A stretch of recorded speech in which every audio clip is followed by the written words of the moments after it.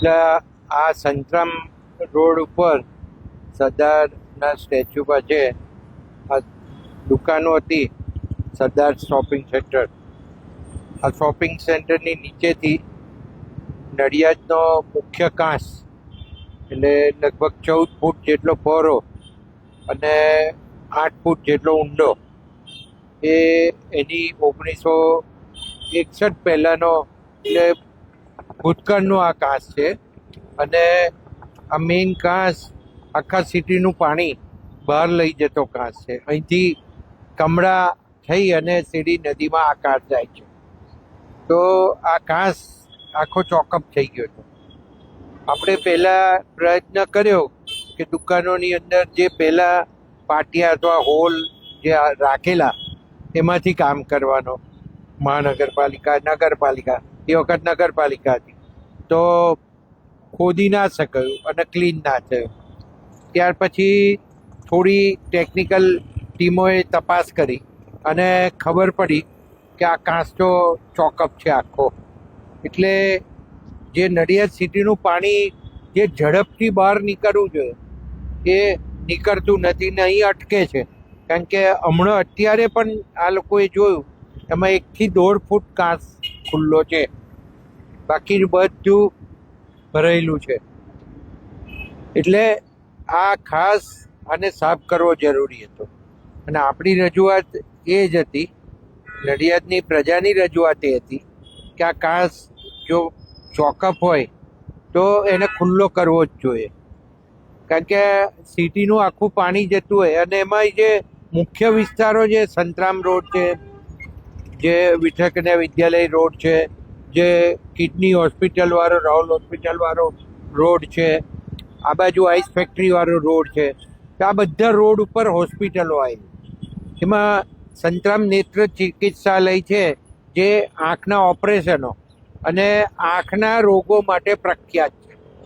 આખા ગુજરાતમાં નહીં પણ ઇન્ડિયામાંથી દર્દીઓ આવે અને 1 લાખ કરતાં વધારે પેશન્ટો વર્ષની અંદર આમાં ચેક થાય. એવું બધા જ રોડ ઉપર હોસ્પિટલો છે. એમાં ચિલ્ડ્રન્સ હોસ્પિટલે આવે છે. તો આ બધા સિટી સ્કેન સેન્ટર આવે છે, MRI સેન્ટર આવે છે. તો એ 3-4 ફૂટ પાણી રહે અને 8-8 કલાક થાય ઉતરતા. એના કારણે પ્રજાને મુશ્કેલી પડે, દર્દીઓને મુશ્કેલી પડે. અને દર્દીઓને ખાસ તો એનું જે ઇન્ફેક્શન થઈ જાય એના કારણે પાણી ભરા અને કાંઈ ગંદુ પાણી થાય, એટલે એના કારણે જે આંખના રોગો અથવા તો નાના છોકરાઓને જે ઇન્ફેક્શનો વધી જાય, એના કારણે થઈને આ બહુ મોટી મુશ્કેલી દૂર કરવા જેવી લાગ્યું. એટલે મ્યુનિસિપાલિટી અને અત્યારે કોર્પોરેશને નિર્ણય કર્યો કે આપણે આ કામગીરી કરવી જોઈએ. અને એના કારણે થઈને આ લોકો જે હાઈકોર્ટમાં ગયા હતા, હાઈકોર્ટમાં જે કંઈ ડિસિઝન આવ્યું હશે, પણ અત્યારે આ દુકાન તૂટી ગઈ છે. તો હવે આ કાંસ ઝડપથી સાફ થાય. કારણ કે આનું લગભગ 68 કરોડ જેવું રૂપિયાનું ટેન્ડર નીકળી ગયું છે. એટલે નગરપાલિકાને જો આ કામ ના શરૂ કરે તો આર્થિક નુકસાન થવાના સંભાવના. એ સિવાય પાણી ભરાઈ રહે એને લીધે જે બજારોવાળાને તકલીફ પડે એ પણ એમને નુકસાન થતું હોય. તો આ બધા આર્થિક નુકસાન તથા જે દર્દીઓને ચેપ લાગે એ ખાસ જરૂરી બાબત છે. અને આ કરવું એટલા માટે જરૂરી છે કે આ પાણી જો ઝડપથી વહી જાય તો નડિયાદ સિટીમાં પાણી ભરાતું ઓછું થાય.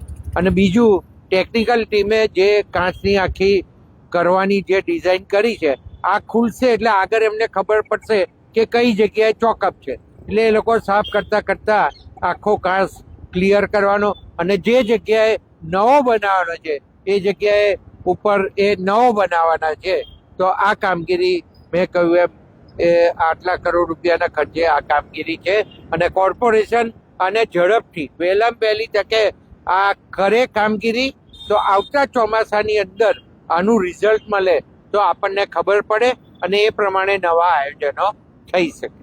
સાહેબ, આગળ જે દુકાનો છે એને તોડવામાં આવશે કે નહીં? એટલે આ તો અત્યારે જે કાંસ ઉપર જે દુકાનો હતી અને જર્જરિત હતી અને 1961 પહેલાંની છે, એટલે એ તો જે એના રિપોર્ટ હશે, જે સરકારી રિપોર્ટ જે આવ્યા હશે એના આધારે આ ડિસિઝનો લીધા છે.